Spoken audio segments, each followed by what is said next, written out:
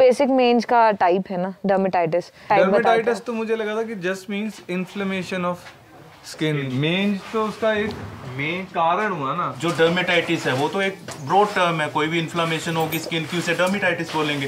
तो जब वो माइट्स हैं स्किन में, वो कॉन्टिन्यूसली इरिटेशन कर रहे हैं क्योंकि उनकी जो स्किन होती है उसके ऊपर स्पाइंस भी होते हैं, तो फिर इन्हें इचिंग होती है कॉन्टिन्यूस। और जो मेज है ना वो दो स्पेसिफिकली हमें दो मिलती हैं, एक डेमोडिकोसिस और एक सार्कोप्टिस।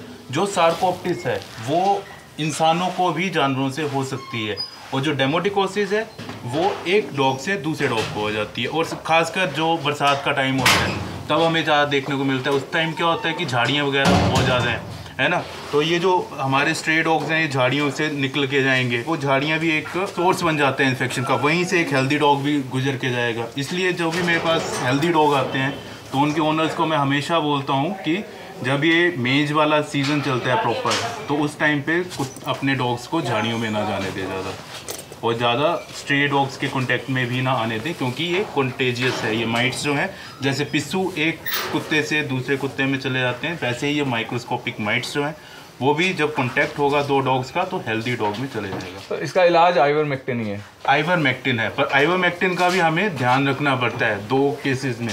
एक जो हमारे पपीज़ हैं जो 3 मंथ से नीचे हैं, अब 3 मंथ से नीचे का होने का क्या मतलब होता है कि ब्रेन की जो है प्रॉपर जो है डेवलपमेंट चल रही होती है, और आइवरमेक्टिन जो है उन पपीज़ में ब्लड ब्रेन बैरियर जो होता है उससे क्रॉस कर जाता है, और उनमें आइवरमेक्टिन टॉक्सिसिटी हो जाती है उन पपीज़ में। और दूसरा एक ब्रीड होती है बॉर्डर कूली, उस ब्रीड में भी अगर हम आइवरमेक्टिन दे देंगे तो उसे भी एकदम से आइवरमेक्टिन टॉक्सिसिटी हो जाती है। तो ये बैक्टीरियल इन्फेक्शन है, ये सेकेंडरी है। ये सेकेंडरी होगा ना, क्योंकि स्किन होगी कॉम्प्रोमाइज, ये इचिंग कर रहे हैं, वहाँ की स्किन कॉम्प्रोमाइज होगी। कॉम्प्रोमाइज होगी मतलब उसमें खरोचे आ गई, वहाँ पे रेडनेस हो गई, जितने भी इन्फ्लेमेशन के साइंस हैं वो सारे के सारे आ गए उस जगह पे।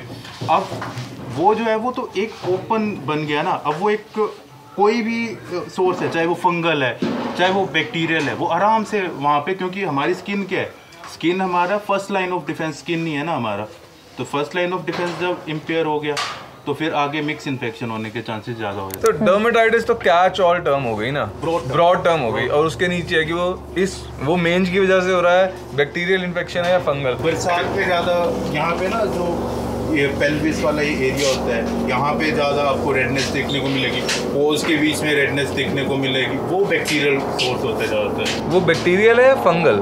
बैक्टीरियल फंगल दोनों हो सकता है, पर ज़्यादातर बैक्टीरियल। पर हम देख के ना बिल्कुल कभी नहीं हमें बोलना चाहिए कि ये फंगल है बैक्टीरियल है, माइक्रोस्कोप से ही पता लगेगा जी। फंगल की स्मेल नहीं होती अलग? कुछ एक हो जाता है, बैक्टीरियल की भी हो जाती है स्मेल, तो बैक्टीरियल में भी हो जाती है स्मेल, मतलब कि हम देख के जस्ट हम टेंटेटिव बता सकते हैं कि ये बैक्टीरियल है फंगल है, पर जो डायग्नोसिस है वो तो हमें माइक्रोस्कोप में ही करनी चाहिए। लोग सल्फर का कहते हैं इस्तेमाल करो स्किन डिजीजेज में, आपने किया है कभी? हाँ, पर वो ना थोड़ा हार्श होते हैं।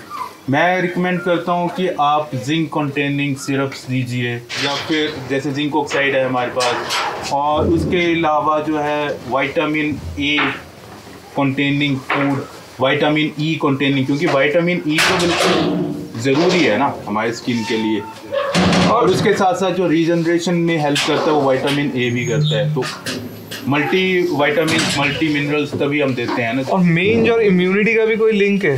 इम्यूनिटी का बिल्कुल लिंक है, क्योंकि फर्स्ट लाइन ऑफ डिफेंस जैसे ही जो है इम्पेयर हुआ, हमारे जो सेल्स हैं वो एकदम से ट्रिगर हो गए, कुछ ना कुछ हुआ है, तो उस जगह पे जो है क्या होता है कि पूरी ब्लड सप्लाई बढ़ जाएगी, ठीक है, जो हमारे एंटीबॉडीज़ बने होंगे वो वहाँ पे आएंगे, और उनके कारण कई बार क्या होता है ना कि वहाँ पे कोई फॉरेन ऑब्जेक्ट है, कोई फॉरेन सोर्स है, तो एंटीजन एंटीबॉडी रिएक्शन हो जाता है, तो वो जख्म जो है ना वो ज़्यादा ख़राब हो जाता है कई बार। मतलब हमारी बॉडी तो उसे ठीक करने निकली थी, पर कई बार वो ख़राब भी हो जाता है, तो हमें काफ़ी चीज़ों का ध्यान रखना पड़ता है। तो टिक्स, फ्लीज, मेंज, फंगल इन्फेक्शन, बैक्टीरियल इन्फेक्शन, इन सब से कैसे निपटना है, डिटेल